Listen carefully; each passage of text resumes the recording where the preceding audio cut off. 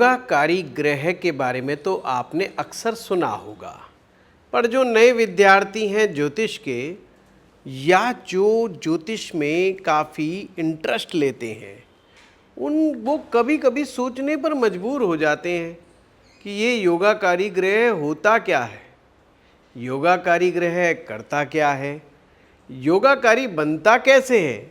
आज का ये वीडियो इसी पर आधारित है कि योगाकारी ग्रह क्या होता है।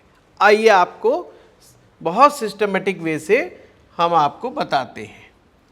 देखिए, जन्म पत्रिका में जो हमारी कुंडली के अंदर एक होता है केंद्र, पहला भाव, चौथा भाव, सातवां भाव और 10वां भाव, इन्हें केंद्र स्थान कहते हैं।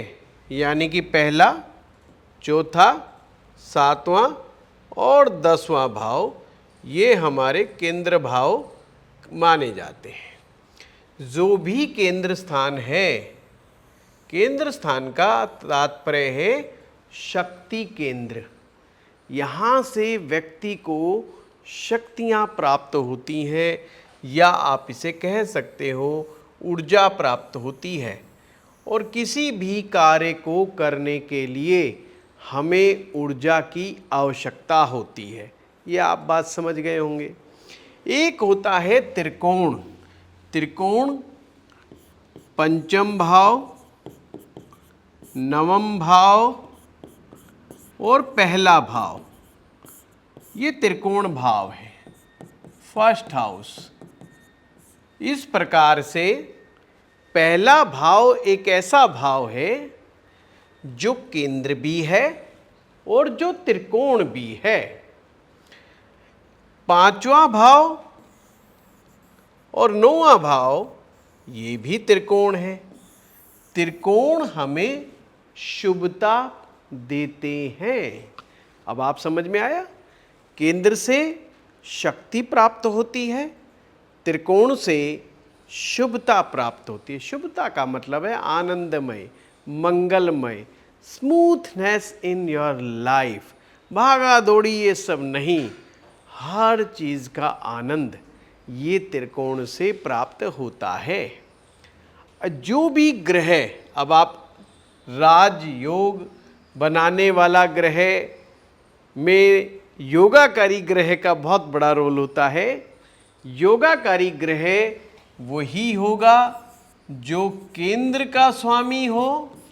पहली चीज, केंद्र का स्वामी या त्रिकोण का स्वामी या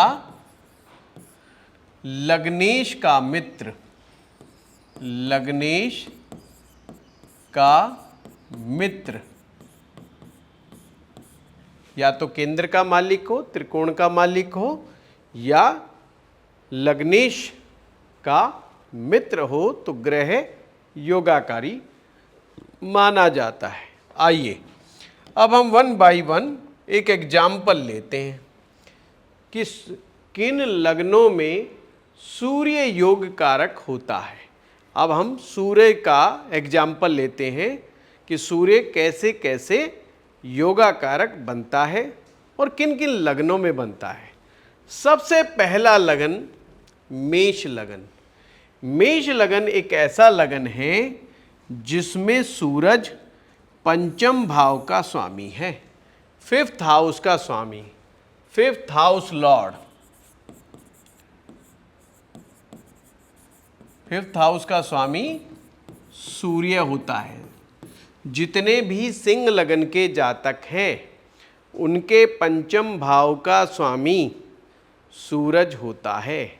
तो अब हमारा नियम क्या था, जो ग्रह केंद्र का या त्रिकोण का मालिक हो तो यहाँ पर सूर्य त्रिकोण का मालिक यानी पंचम भाव का स्वामी है। इसलिए मेष लगन में सूर्य योगाकारी होता है। अब आप याद रखेंगे, जो भी मेष लगन के जातक हैं सूरज उनके लिए फ्रूटफुल रिजल्ट देने वाला ग्रह है। अगर ये ग्रह किसी भी कारण से कमजोर हो जाए, पीड़ित हो जाए या गलत स्थान पर बैठ जाए तो पंचम भाव के रिजल्ट नहीं मिलेंगे, या आप ऐसे भी कह सकते हैं ये जो योगाकारी ग्रह है ये जितना अच्छा रिजल्ट देने का आपको प्रॉमिस कर रहा है उतना अच्छा परिणाम शायद ना दे पाए। समझ गए बात में। और अगर जो मेष लगन का जातक है, अगर उसको लग रहा है कि मेरे जीवन में सूरज का प्रभाव कम है, या पंचम भाव से संतान देखते हैं, हम पब्लिक डीलिंग भी देखते हैं, सूरज से नेम फेम देखते हैं, पिता का सुख भी देखते हैं और आत्मिक सुख भी देखते हैं, ऊर्जा भी हम सूरज से देखते हैं। अगर इनमें कमी महसूस होती है तो ऐसे जातक को किसी अच्छे ज्योतिषाचार्य से जानकारी लेकर के रूबी रतन पहन सकता है, माणिक पहना जा सकता है। आइए अब दूसरा एग्जाम्पल लेते हैं, कर्क लगन। कर्क लगन में लगन का स्वामी चंद्रमा होता है और यहाँ पर सूरज जो है दूसरे भाव का स्वामी है। अब बड़े ध्यान से समझिएगा, सूरज ना तो केंद्र का मालिक है ना ही त्रिकोण का मालिक है, फिर भी कर्क लगन के लिए योगाकारी है। वैसे इसको मार्केश भी कहा जाता है, पर चूंकि ये लग्नेश का मित्र है इसीलिए इसे खराब ग्रह कर्क लगन वालों के लिए नहीं माना जाता है। एक और एग्जाम्पल लेते हैं, सिंह लगन। सिंह लगन में लगन का स्वामी सूर्य स्वयं है, यानी ये लग्नेश फर्स्ट हाउस जो केंद्र भी है त्रिकोण भी है, यहाँ इसको जो शक्ति भी प्राप्त है और शुभता भी प्राप्त है। सिंह लगन वालों के लिए सूर्य पूरी उनकी लाइफ का मालिक है। ऐसे में यह अत्यधिक शुभ है। किसी भी सिंह लगन के जातक को हमेशा सूर्य भगवान को नमन करना चाहिए, सूर्य को जल अर्पित करना चाहिए, सूर्य मंत्र का जप भी करना चाहिए। किसी को गुरु बना करके किसी साधु, किसी संत, ब्राह्मण या विद्वान व्यक्ति से सूर्य का मंत्र प्राप्त करके सूर्य साधना समय समय पर करनी चाहिए, क्योंकि सूर्य योगाकारी है। बहुत बढ़िया योगाकारक प्लेनेट है सिंह लगन वालों के लिए। और हो सके तो रूबी ये भी धारण कर सकते हैं। अब कई बार प्रश्न आता है, जी लग्नेश मेरा तो छठे में बैठ गया क्या करें, मेरा आठवें में बैठ गया क्या करें, 12वें में बैठ गया क्या करें। जब भी रतन धारण करना हो अच्छे ज्योतिषाचार्य से संपर्क करके एक्सपर्ट एडवाइस के अनुसार ही धारण करें। खैर चलिए एक एग्जाम्पल और लेते हैं। ये वृश्चिक लगन की कुंडली है, लगन का स्वामी मंगल है, यहाँ पर सूरज 10th हाउस का स्वामी है और 10th हाउस से हम नेम फेम देखते हैं, यश मान सम्मान प्रसिद्धि देखते हैं, ऊर्जा देखते हैं। तो जो भी वृश्चिक लगन का जातक है उनको काम काज में दिक्कतें आ रही हों, व्यापार में सफलता नहीं मिल रही हो, अपने मान सम्मान में कमी महसूस करते हो या एनर्जी की कमी महसूस करते हो, किसी भी कंडीशन में सूर्य का उपाय जरूर करें। हाँ, वृश्चिक लगन वालों के लिए सूर्य योगाकारी होते हैं। अब चलें आगे। एक और यहाँ पर केस लेते हैं धनु लगन। धनु लगन वालों के लिए सूर्य नवम भाव के स्वामी हैं और नवम भाव से हम भाग्य देखते हैं। इन लोगों के लिए ये भाग्य के स्वामी है, इसलिए सूर्य योगाकारी हैं।